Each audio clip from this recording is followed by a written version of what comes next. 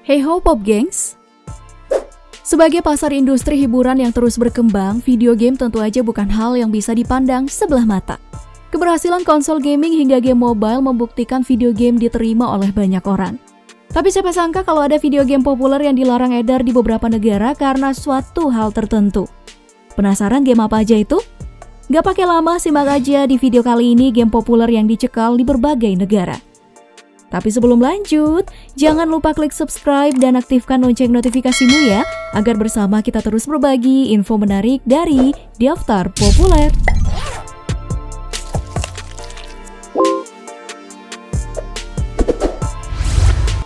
Yang pertama ada Animal Crossing. Game eksklusif untuk Nintendo Switch yang rilis pada tanggal 20 Maret 2020 yang menjadi salah satu game yang dilarang oleh negeri tirai bambu China.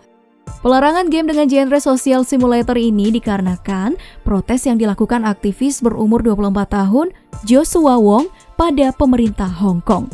Nah, dalam gamenya Joshua menuliskan Free Hong Kong Revolution Now. Nah, yang menjadi perhatian para gamer di sana, hal ini bukan cuma berdampak untuk game Animal Crossing New Horizon doang, tapi bakal berdampak menjadi pelarangan semua game online yang dimainkan dengan orang asing. Wah, ini sih jelas-jelas jadi nasib sial untuk para gamer Cina. Kira-kira kalau Indonesia diberlakukan pelarangan game online gimana ya? Selanjutnya ada game Bully dari Rockstar. Game dari PS2 yang juga punya banyak penggemar di Indonesia ini mendapatkan pelarangan di Brazil. Nah, pemerintah Brazil menilai game Bully ini berdampak buruk untuk siswa yang memainkannya. Ya, secara game Bully ini memperlihatkan kekerasan dan juga kenakalan dalam sekolah di semua misi yang dijalankan. Sebagai game dengan tingkat penjualan terbanyak, gak mungkin dong kita ngelupain Grand Theft Auto. Franchise andalan Rockstar ini setidaknya sudah punya beberapa seri. Mulai dari Grand Theft Auto yang pertama rilis di tahun 1997 sampai GTA 5 yang rilis 2013 kemarin. Nah, persoalan pelarangannya sendiri, game GTA Online mendapat penolakan lebih dari 50 negara karena fitur kasino dan resort. 50 negara termasuk Indonesia ini melakukan pelarangan karena adanya unsur judi dalam game. Jadi nggak ada yang dibedain, mau itu judi virtual ataupun judi, beneran tetap dilarang. Oke, selanjutnya ada Mortal Kombat.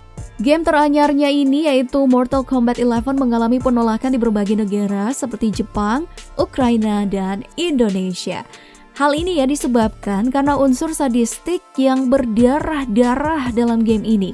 Kita tahu sendiri kalau game Fatality dalam game ini memang menjadi salah satu fanservice yang berdarah-darah untuk pecinta Mortal Kombat. Ya, sebenarnya Mortal Kombat 11 bukan yang pertama mendapatkan kecaman. Mortal Kombat edisi pertama yang rilis di tahun 1992 juga mengalami hal yang sama. Bahkan, game ini menjadi pelopor adanya sistem rating ESRB di Amerika Serikat yang menentukan pembatasan usia. Gitu.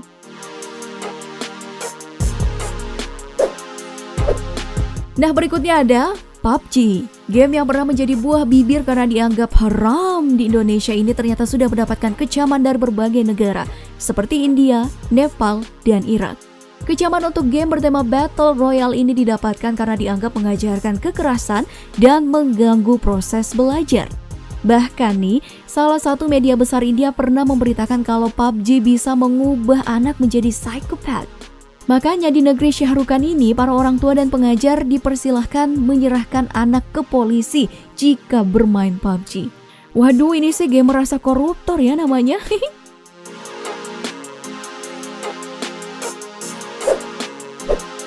Masih game bertema perang-perangan, kita ada Battlefield 4.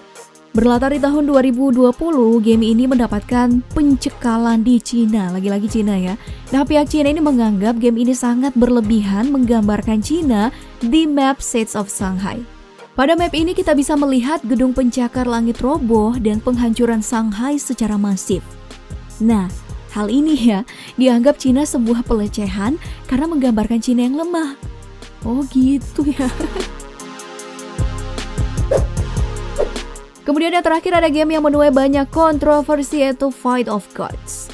Seperti namanya, game asal Taiwan ini memberikan genre fighting dengan karakter Tuhan dari berbagai kepercayaan. Mulai dari Jesus, Buddha, hingga Nabi Musa yang diberi nama Moses.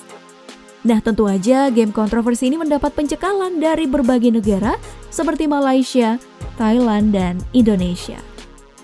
Gak habis pikir kok ada ya orang yang punya ide sebrutal ini.